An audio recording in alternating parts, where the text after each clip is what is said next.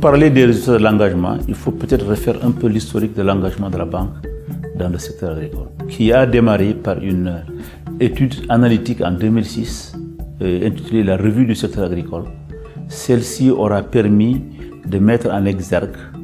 l'ensemble des contraintes auxquelles faisait face le secteur agricole en RDC pour son développement, surtout au sortir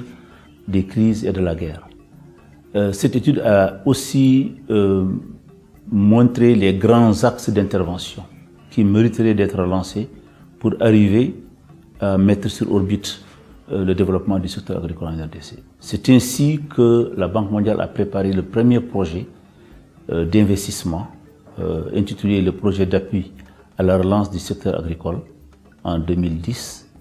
dont les activités ont démarré en 2011, le PARSA, dans l'ancienne province de l'Équateur, qui est en train donc d'arriver à sa clôture en janvier 2017. Par la suite, il y a eu d'autres projets qui ont également vu le jour, notamment le projet de développement des pôles de croissance ouest, le PDPC, qui a été préparé entre 2012 et 2013 et qui est principalement dans le Congo central et une partie dans Kinshasa, qui s'occupe de la relance de certaines chaînes de valeur et de l'agro-industrie. Et plus récemment, la banque a également financé un projet dans le cadre d'un programme régional, un projet intégré de croissance agricole dans les Grands Lacs qui intervient dans le corridor Bukavu-Uvira-Kalemi et qui s'intéresse aussi à la relance des filières agricoles. Ce projet n'a pas encore démarré. Il a été signé en septembre 2016 et va démarrer en début 2017. Ceci étant dit, avec le projet PARSA qui est exécuté depuis 5 ans, les résultats sont très palpables. La première chose à dire ici et qui mérite d'être soulevée, c'est d'abord tout l'aspect organisationnel que ce projet a mis en œuvre pour que les activités puissent avoir une assise sociale et institutionnelle, une base en fait pour relancer les activités agricoles, donc agriculture, élevage, etc. Au démarrage du projet, il n'y avait pratiquement pas d'organisation de producteurs dans cette zone. Donc le projet a mis en œuvre tout un travail de base pour créer les organisations de producteurs, mettre en place des faîtières qui ont permis à l'ensemble des producteurs concernés dans cette zone d'être mieux organisés et de pouvoir naturellement bénéficier des activités de relance agricole que propose le projet PARSA. Les résultats aujourd'hui que l'on peut compter parmi les acquis du projet passent donc par cette relance organisationnelle, mais également et surtout par la relance agricole. Le projet a permis d'abord de toucher au point le plus important d'une relance agricole, qui est celui de rebâtir la filière semencière, qui n'existait pas dans cette zone, en passant par la réhabilitation de la station de recherche qui est à Boketa, à côté de Guémena, mais également l'installation de SENASEM, le service national semencier, qui ont permis, avec l'appui qui a été fourni par le projet pour former et constituer des opérateurs semenciers, de relancer une filière de production de semences et de boutures de manioc qui n'existe pas dans la zone et qui aujourd'hui constitue le fer de lance de la relance agricole dans la région. Le deuxième élément qui mérite d'être cité, c'est également en termes de désenclavement. Vous savez, on peut bien relancer l'agriculture si les producteurs ne peuvent pas sortir leur production ou amener les intrants dans les bassins de production. Ça ne servira à rien. Donc, au jour d'aujourd'hui, le projet a permis la construction d'environ 2270 km de pistes rurales sur les 2500 qui étaient prévus, y compris des centaines d'ouvrages de désenclavement, ponts et dallos et consorts. Ceci vraiment a contribué à faciliter la circulation des personnes et des biens dans la zone, donc à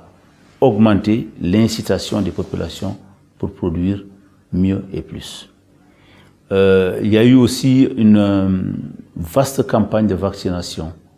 des petits ruminants et de la volaille. Vous savez, en 2012, la région et d'autres parties de la RDC aussi ont été menacées par une épidémie qui a ravagé une bonne partie du cheptel. Et le projet a permis donc la vaccination totale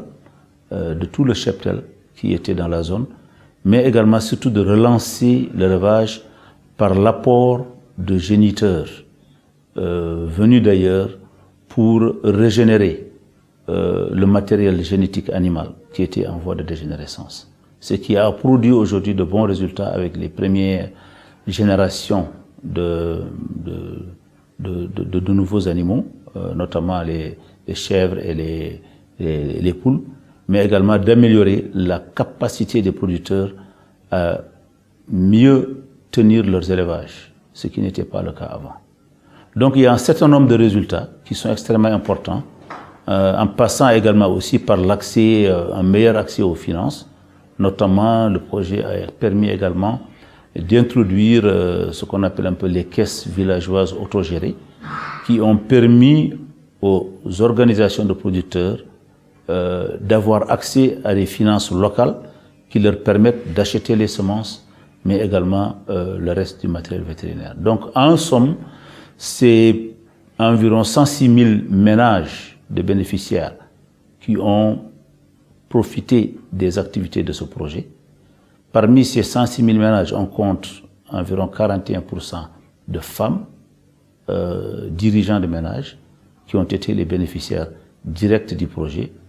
en plus des bénéficiaires indirects. Voilà grosso modo, parlant de ce projet, ce qu'on peut compter comme étant les acquis de l'intervention pour ce premier projet de la Banque mondiale. Évidemment, dans le cadre d'autres projets, comme le PDPC que j'ai cité tantôt, qui est à l'ouest, donc dans le Congo central, qui vient de démarrer, il y a également un certain nombre d'acquis qui commencent à voir le jour, notamment en termes de production de semences de qualité, de riz, de boutures de manioc, qui vont bénéficier à un nombre important de producteurs dans la zone, parce que l'idée c'est de relancer 3 filières, le palmier à huile, le riz et le manioc, qui vont être traités sur l'ensemble de la chaîne de valeur et qui vont profiter à environ 50 000 ménages de petits producteurs.